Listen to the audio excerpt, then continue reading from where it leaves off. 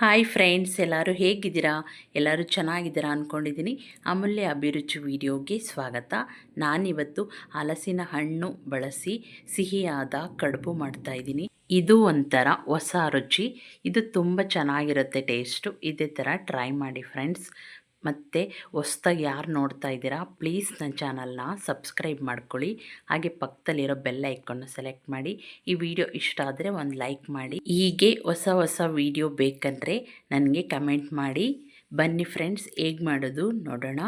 ಮೊದಲಿಗೆ ನಾನಿಲ್ಲಿ ಒಂದು 5-6 ಹಲಸಿನ ಹಣ್ಣು ತೊಗೊಂಡಿದ್ದೀನಿ. ಇವಾಗ ಅಕ್ಕಿನ ನಾನು ಸುಮಾರು ಒಂದು 2 ಅವರ್ ನೆನೆಸಿ ಎತ್ತಿಟ್ಕೊಂಡಿದ್ದೆ. ಇದು 2 ಅವರ್ ನೆಂದರೆ ಸಾಕಾಗುತ್ತೆ. ನೋಡಿ, ಇಷ್ಟು ನೆಂದಿದೆ.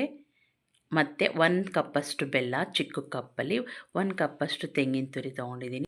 ಇವಾಗ ಹಲಸಿನ ಹಣ್ಣು ಬೀಜ ಎಲ್ಲ ತೆಗೆದು ಚಿಕ್ಕ ಚಿಕ್ಕ ಪೀಸ್ ಮಾಡಿ ಎತ್ತಿಟ್ಕೊಂಡಿದ್ದೀನಿ. ಒಂದು ಮಿಕ್ಸಿ ಜಾರ್ ತೊಗೊಂಡಿದ್ದೀನಿ. ಇದಕ್ಕೆ ರೈಸ್ನ ಹಾಕ್ಕೋತಾ ಇದ್ದೀನಿ ಮತ್ತು ಹಲಸಿನ ಹಣ್ಣು ಹಾಕ್ಕೋತಾ ಇದ್ದೀನಿ. ಈ ಟೈಮಲ್ಲೇ ತೆಂಗಿನಕಾಯಿ ಮತ್ತು ಬೆಲ್ಲ ಎಲ್ಲನೂ ಒಟ್ಟಿಗೆ ಹಾಕ್ಕೊಂಡು ರುಬ್ಕೋಬೇಕು. ಇದನ್ನು ಆದಷ್ಟು ಸ್ವಲ್ಪ ರವೆ ಟೈಪಲ್ಲಿ ರುಬ್ಕೋಬೇಕು. ತುಂಬ ನುಣ್ಣಗೂ ಬೇಡ, ತುಂಬ ತರಿಯಾಗೂ ಬೇಡ.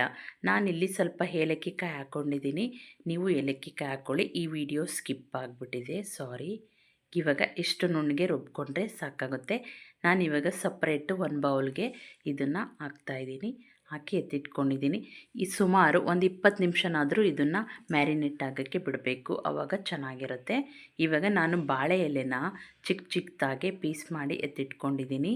ಇದಕ್ಕೆ ಈ ಹಿಟ್ಟನ್ನು ಹಾಕೋತಾ ಇದ್ದೀನಿ. ನೋಡಿ, ಈ ಥರ ಹಾಕ್ಕೊಂಡು ಸ್ವಲ್ಪನೇ ಇದನ್ನು ಫೋಲ್ಡ್ ಮಾಡ್ಕೋಬೇಕು. ಈ ಥರ ಫೋಲ್ಡ್ ಮಾಡಿ ಎಲ್ಲನೂ ಎತ್ತಿಟ್ಕೊಳ್ಳಿ. ಬಾಳೆ ಎಲೆ ಇಲ್ಲ ಅಂದರೆ ಅರಿಶಿಣದ ಎಲೆ ಬರುತ್ತೆ, ಅದರಲ್ಲೂ ಮಾಡಿದ್ರೆ ಈ ಥರ ತುಂಬ ಚೆನ್ನಾಗಿರುತ್ತೆ. ಅರಿಶಿಣ ಎಲೆ ಇದ್ದರೆ ಅದನ್ನು ಉಪಯೋಗಿಸಿ. ನಾನಿವಾಗ ಇನ್ನೂ ಒಂದು ಹಾಕಿ ತೋರಿಸ್ತಾ ಇದ್ದೀನಿ. ನೋಡಿ, ಈ ಥರ ಫೋಲ್ಡ್ ಮಾಡ್ಕೊಳ್ಳಿ. ಈ ಥರ ಫೋಲ್ಡ್ ಮಾಡಿಕೊಂಡ್ರೆ ಅದು ಎಲೆ ಸ್ವಲ್ಪ ಎಳೆಯದಾಗಿದ್ದರೆ ನೋಡಿ, ನಿಮಗೆ ಏನೂ ಕಟ್ಟಾಗಲ್ಲ, ತುಂಬ ಚೆನ್ನಾಗಿರುತ್ತೆ. ಸ್ವಲ್ಪ ಗಟ್ಟಿ ಇದ್ದರೆ ಕಟ್ಟಾಗ್ಬಿಡುತ್ತೆ. ನಾನು ಎಲ್ಲ ಎಲೆಗೂ ಇದೇ ಥರ ಹಾಕೋತಾ ಇದ್ದೀನಿ. ನೋಡಿ, ಇದೇ ಥರ ಟ್ರೈ ಮಾಡಿ ಫ್ರೆಂಡ್ಸ್, ತುಂಬ ಚೆನ್ನಾಗಿರುತ್ತೆ, ತುಂಬ ಟೇಸ್ಟಿಯಾಗಿ ಬರುತ್ತೆ.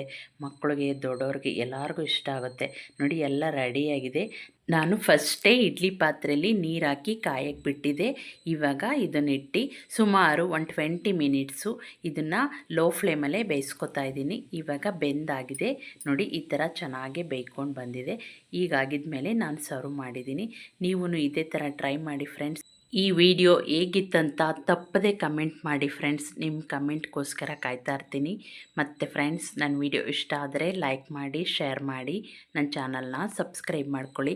ಬೆಲ್ ಐಕಾನ್ನ ಸೆಲೆಕ್ಟ್ ಮಾಡಿ ನಿಮ್ಮ ಫ್ಯಾಮಿಲಿ ಫ್ರೆಂಡ್ಸ್ಗೆಲ್ಲ ಶೇರ್ ಮಾಡಿ. Thank you for watching friends.